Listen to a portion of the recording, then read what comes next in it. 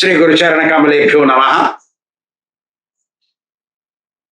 Sri Shukadev Goswami says, O King Parikshit, I have narrated to you the structure of this universe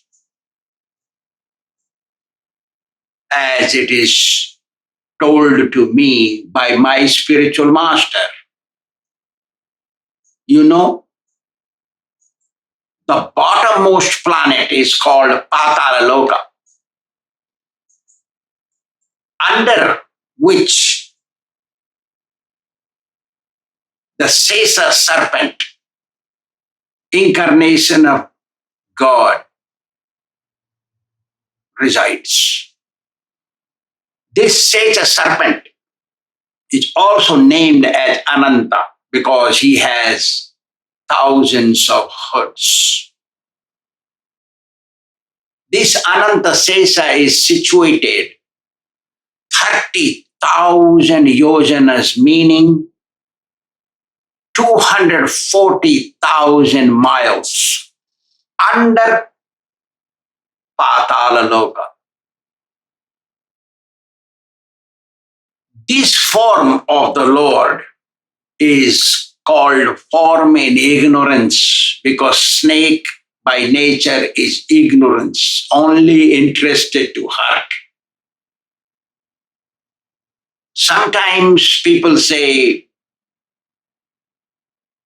if you want to kill me, I'll kill you. Same nature snake has. I will kill you if you want to disturb me. Like that. That's why this incarnation of the Lord, because it is in nature of cobra, is called incarnation in ignorance. He, at present, is keeping his ignorant quality under his control. That's why the devotees of the Lord call him Ananta Sesha. He is worshipped by Lord Shiva. That's why it is called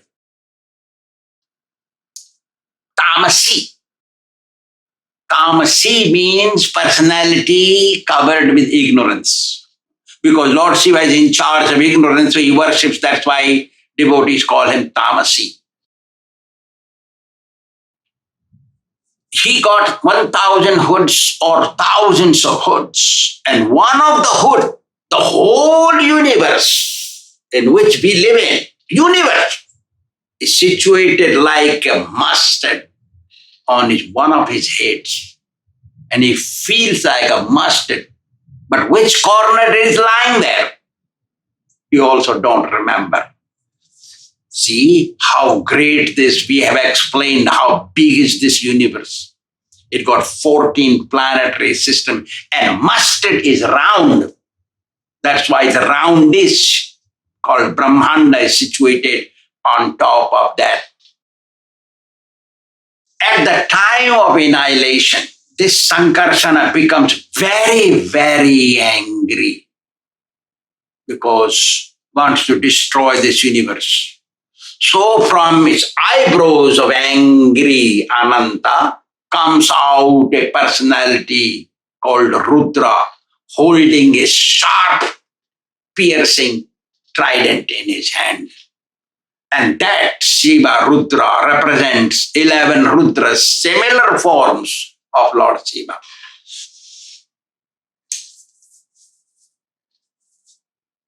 But now he is keeping quiet and meditating on the Lord and interested in everyone's welfare.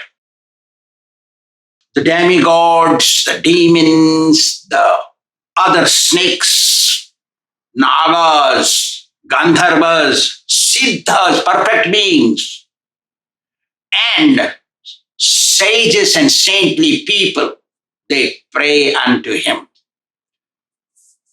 Those who pray unto him,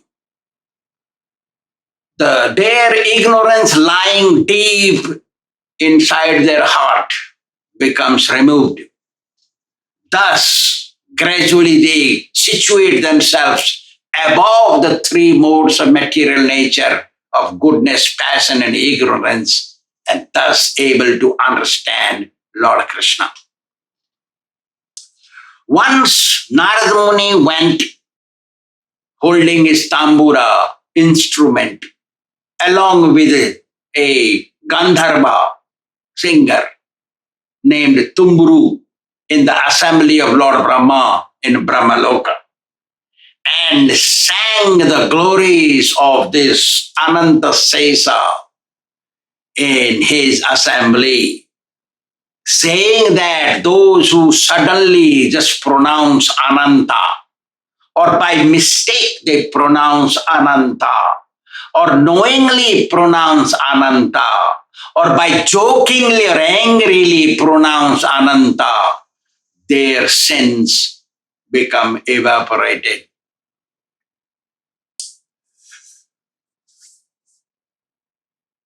If their sins become evaporated by jokingly pronouncing name Ananta, then how much sin can one get evaporated if seriously chants, pleasingly chants the name Ananta? Such generous is Lord Ananta, removes the sins of a person very easily. Those who are desirous for liberation, leaving such a generous Ananta aside, which demigod they will go and take shelter? Who has no powers? Practically no one. This Bhumandala, upon which there are many big hills and mountains, there are oceans, and there are rivers, there are so many trees and living entities, such a heavy load is sitting on top of this Lord Ananta Sesa like a dust particle, and he don't even feel it. How great personality he is. His heroic acts, his power, there is no limit. That's why he's called Ananta. He got unlimited good qualities. And his feelings are beneficial. How everybody can be benefited. That is his feeling towards all living entities, and keeps that whole universe upon him and meditates on the Lord. O King, Sukadeva Goswami continued, I have narrated to you whatever I heard from my spiritual master. The way I heard, I explained to you. Lord Ananta has unlimited qualities, good qualities. That's why he is called Ananta. And I have narrated that to you. I also narrated to you whatever kind of acts the living entity does, that kind of consequences they experience. And after experiencing the consequences after death, they take birth again to lower and higher species of life in different planets and go through their experiences.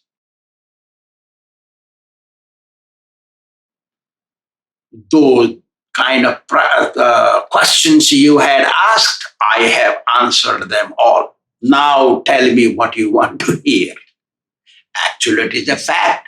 Guru should not let his disciple go with unasked questions or unanswered questions. There, with the doubts, should not be left alone. So, Parikshit Maharaj was asked, now tell me what you want to hear. Hearing this, Parikshit Maharaj asked,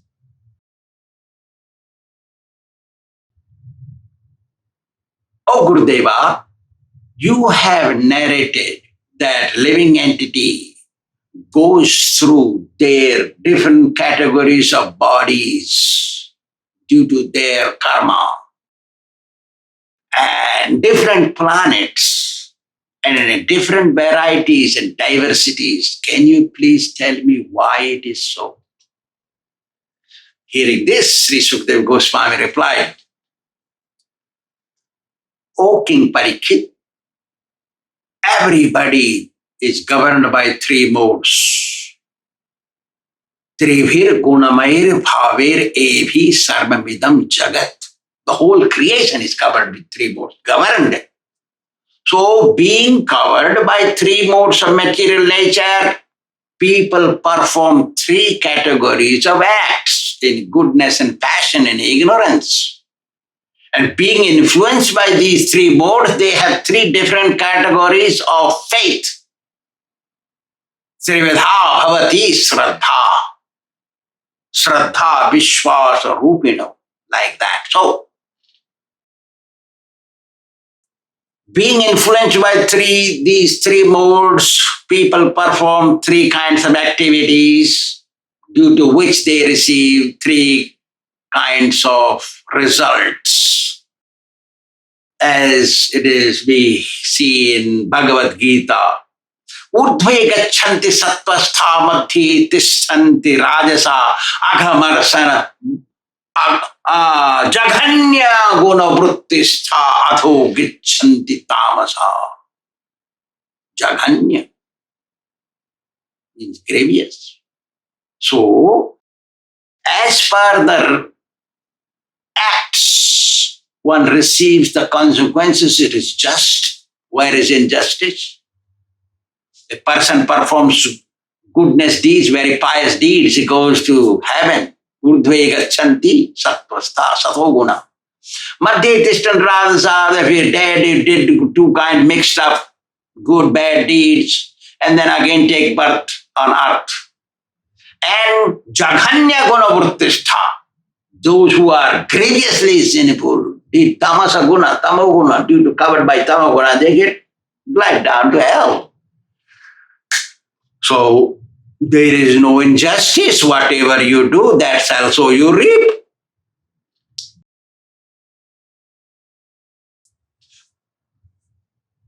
As per the deeds, amount of deeds they did, lower or higher amount of punishment or pleasure is applied to them. Just as somebody was in goodness, he did good job, good character, good, nice, religious deeds. So he gone to heaven, he's sent to heaven to enjoy. And somebody did irreligious, broke spiritual principles, religious deeds, broke the rules, and acted impiously, sinfully. They are sent to hell to suffer, sure. Sinful deeds are performed due to ignorance only, and due to which one goes through many kinds, thousands of kinds of bodies after suffering in many, many hell. O King, now I shall explain to you vividly, in detail, about the hell.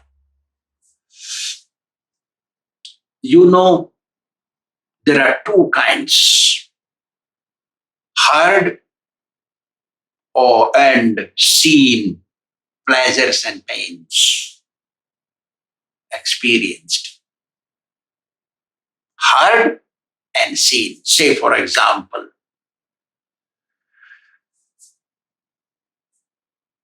I sat on a sofa set, soft. I felt happy. That is a pleasure received through the skin.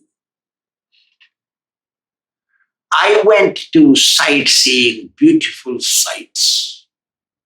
That pleasure, I enjoyed it through eyes. The tasty, sumptuous food I ate and felt pleasure, that is through pleasure received through tongue. The beautiful music and song I heard, That is pleasure received through ears. There are many kinds of pleasures received through senses. This pleasure is seen, experienced, but there is a pleasure which is heard, just like somebody came and told you that you flew in the plane, and from the sky when you look down, all the trees, they look like grass, and the roads look like lines on the carved on the earth.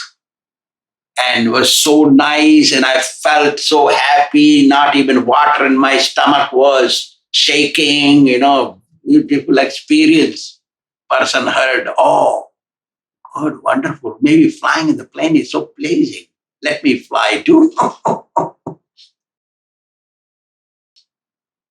Just like we hear about heavenly pleasures in heaven, and only pious people can go there, and we read in the scriptures. So we act piously, perform fire sacrifices, or go to holy places and give charity and be calm, nice, beneficial to others. Because we read and heard about going to heaven and enjoying there. We want to go there. So that desire is heard pleasure. The same is well hell, pains.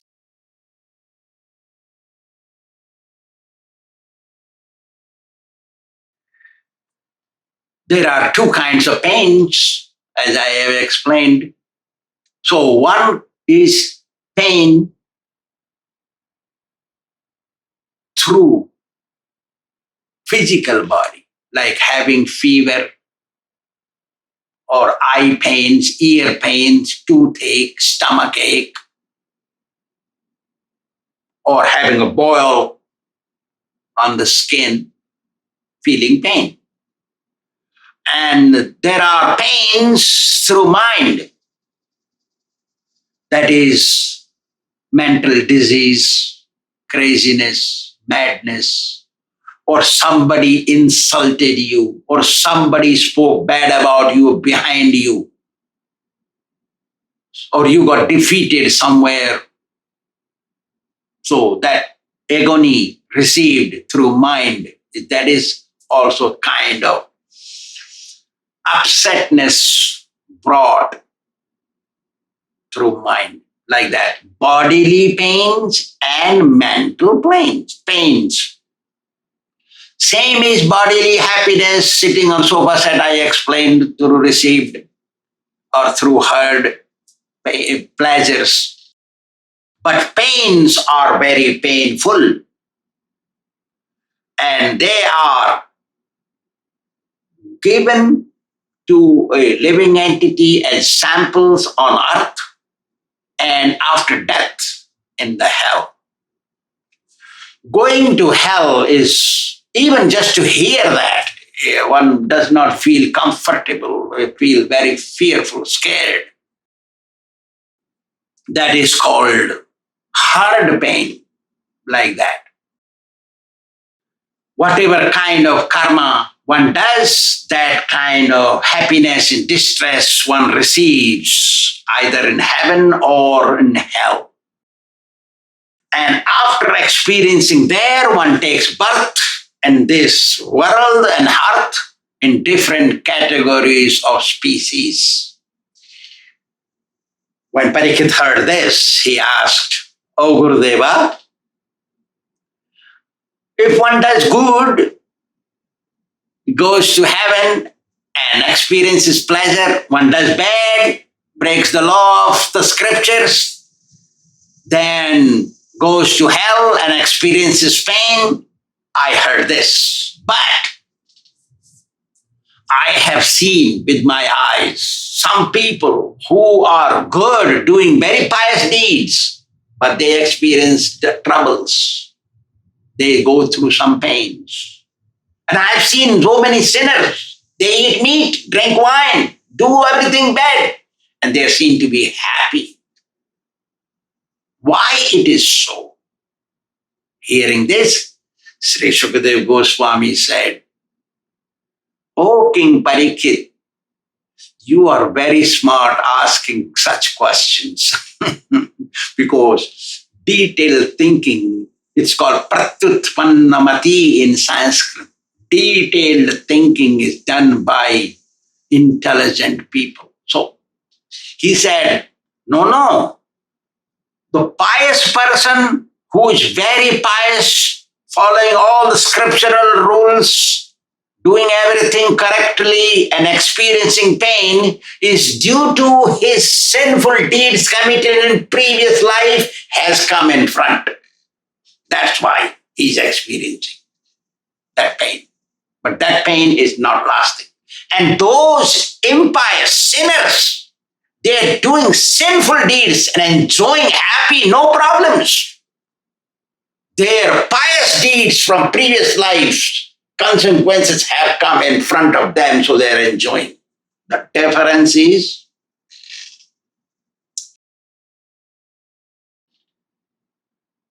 that tolerance is in pious person in excess. Tolerance in the impious person is practically nil. Cannot tolerate, it's tolerated. So you must understand that because that pious deeds he's doing, making him immune to the experiencing troubles and not giving up spiritual or religious life, is due to that result of his meritorious deeds.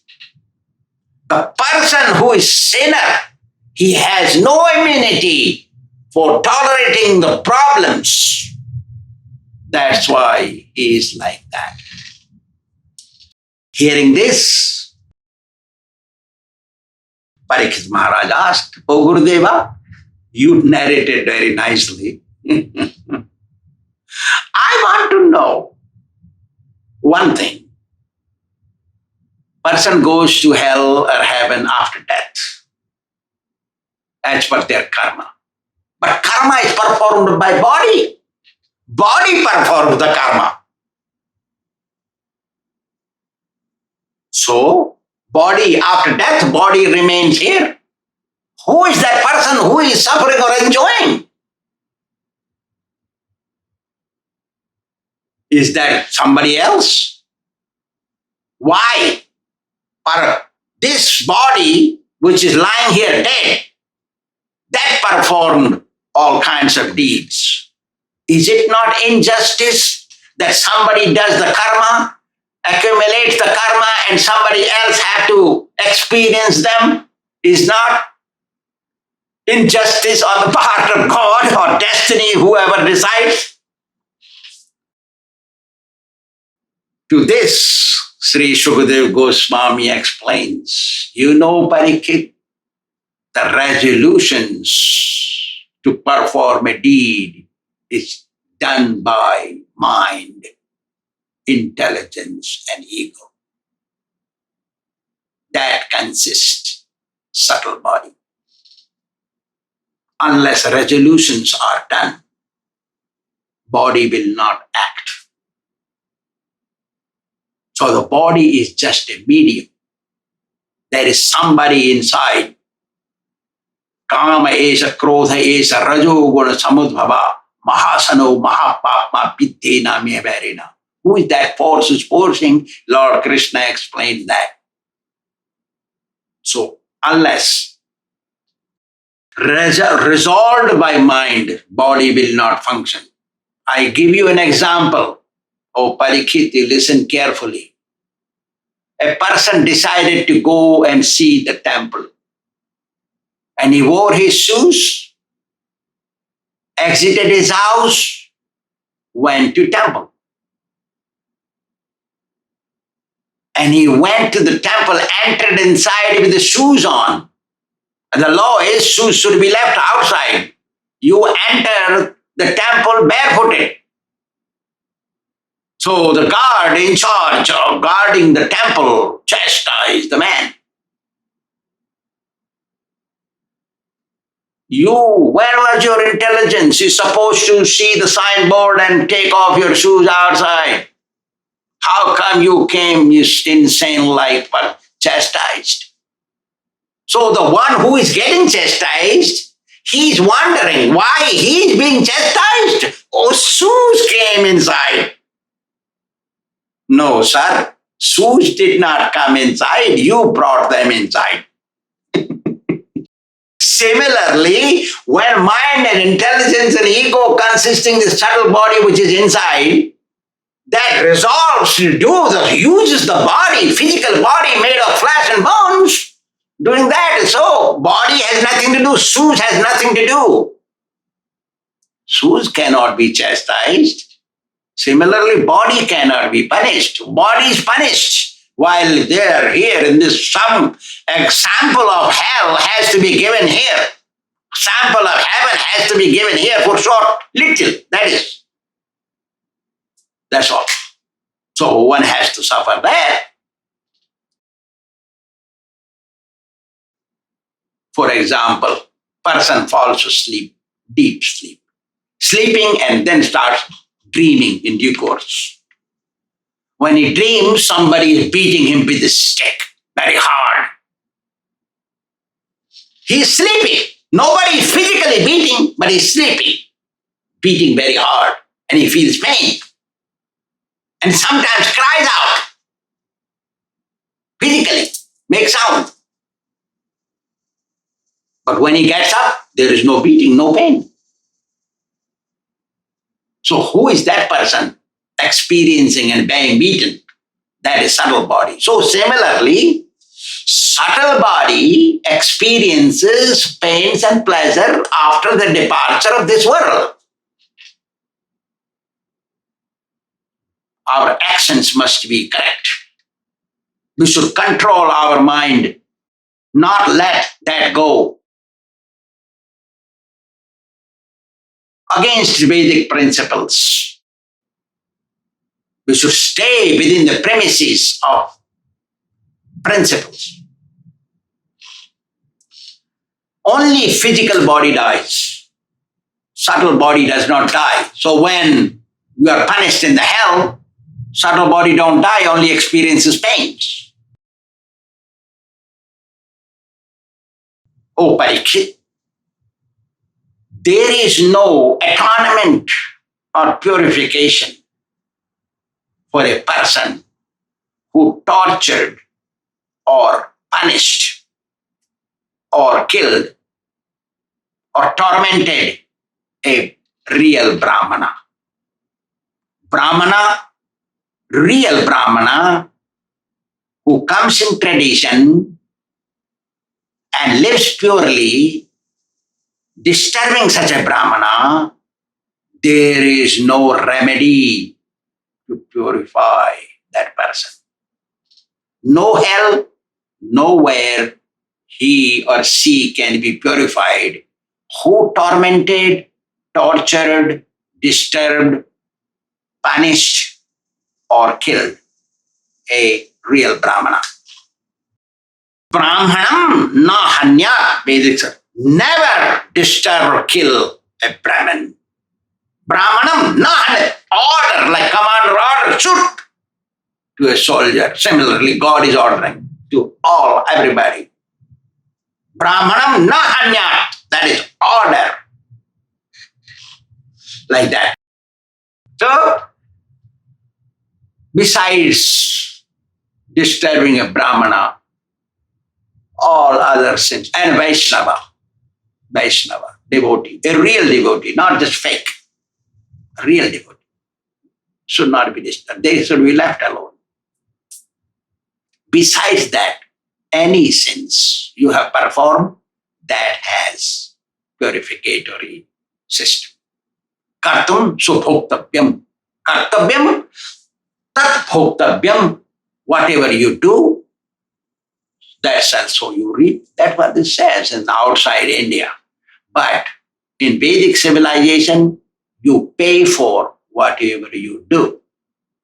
That is the translation of this text.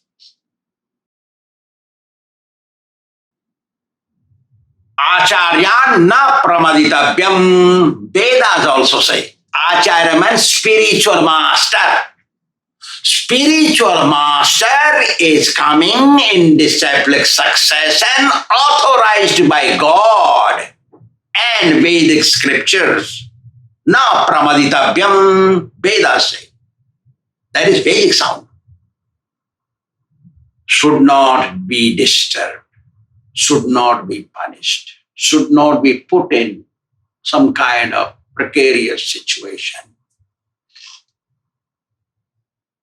No tormentation is allowed to the spiritual master. And usually Vedic Brahmins are the spiritual master who later on become Vaishnavas and become spiritual masters like that. So Sukadeva Goswami says, the best remedy is to chant the holy name of the Lord and become a devotee. If you become devotee, no punishment is necessary for purifying for the sins you committed. Thank you very much.